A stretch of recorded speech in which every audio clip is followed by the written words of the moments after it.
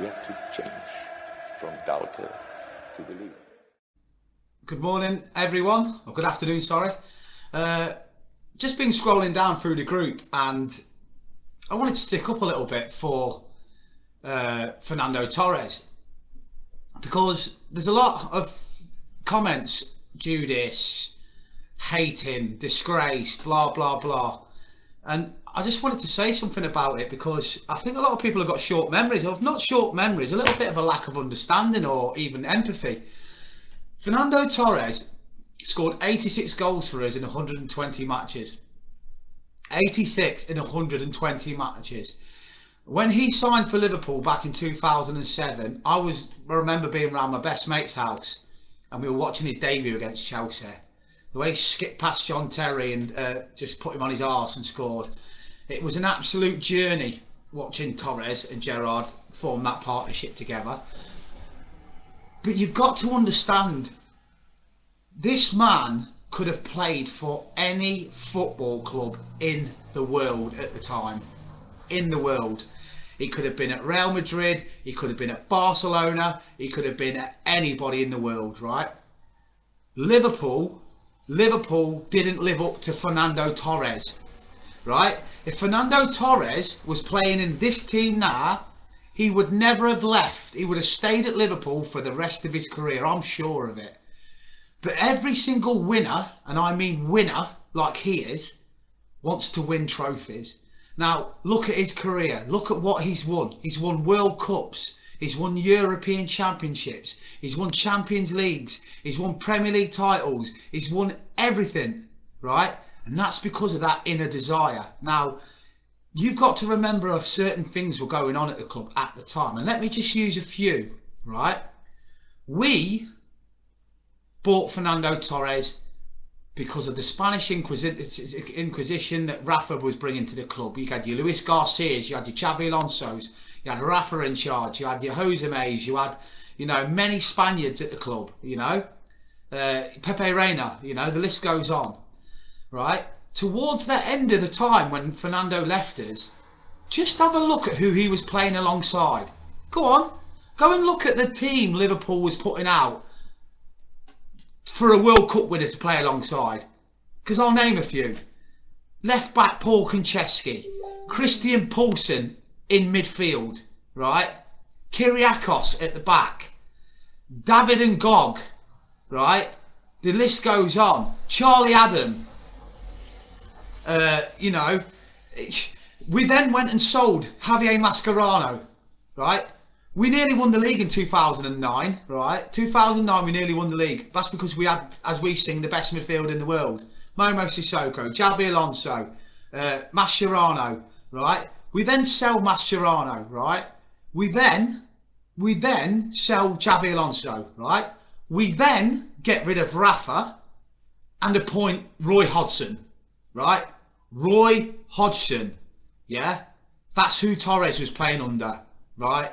Okay, Kenny took over after Roy was an absolute load of shit.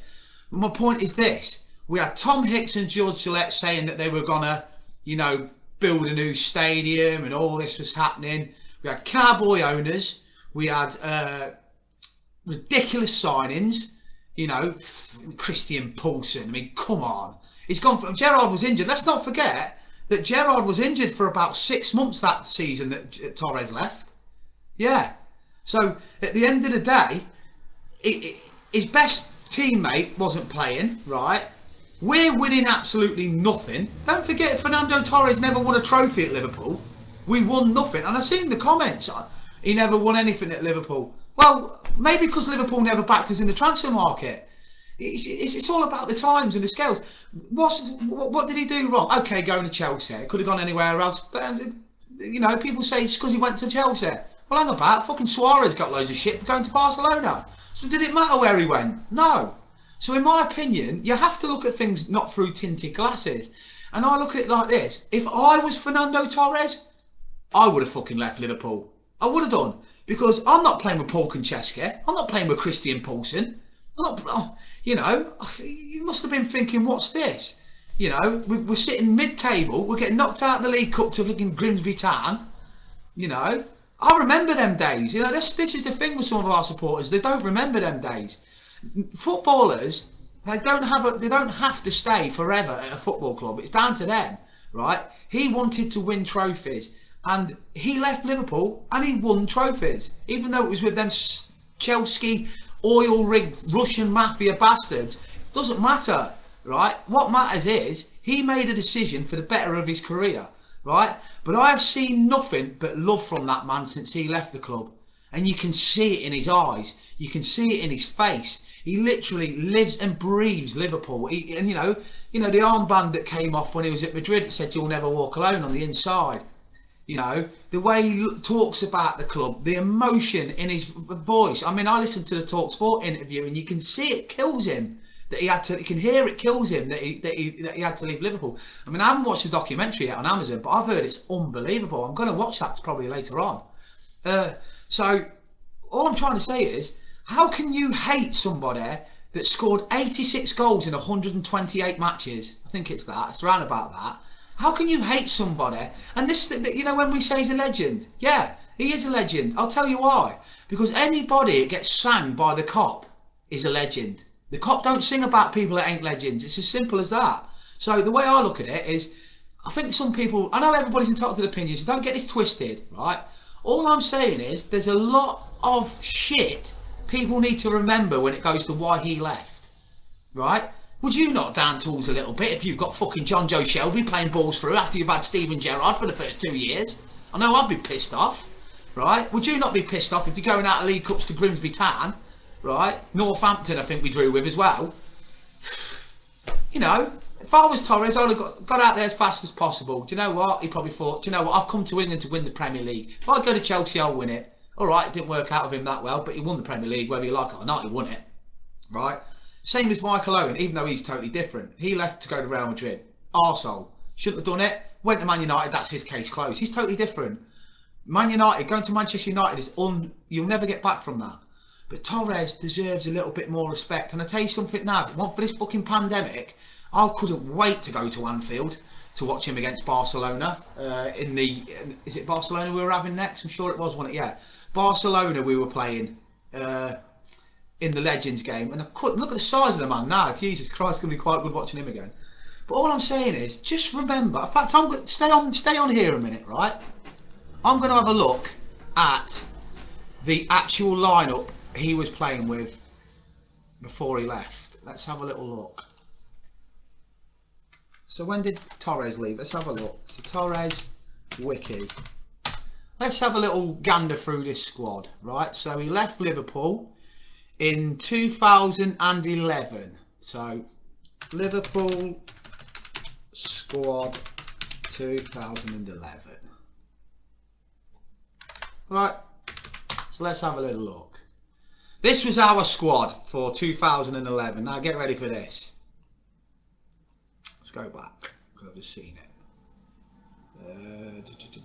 Liverpool squad for 2011-12. Here we go.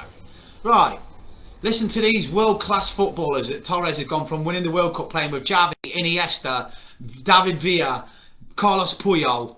You know, this is who he's ended up playing with. Our goalkeepers were Donny, Peter Gallucci, Brad Jones, Danny Ward and Pepe Reina. Our defenders were Daniel Agger, Carragher, Coates, Stephen Darby, John Flanagan, Glenn Johnson, Jose Enrique, Martin Kelly, Mendy, Jack Robinson, Sana, Skirtle and Andre Wisdom.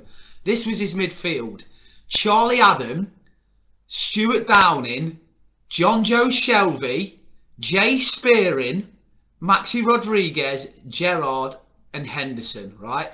These were our strikers. Bellamy, Carroll, Nathan Eccleston, Sterling, Cow and Suarez. In fact, having said that, Torres is not in this one, so it's the 210 squad I need actually. Let's have a look at 210 squad. Right.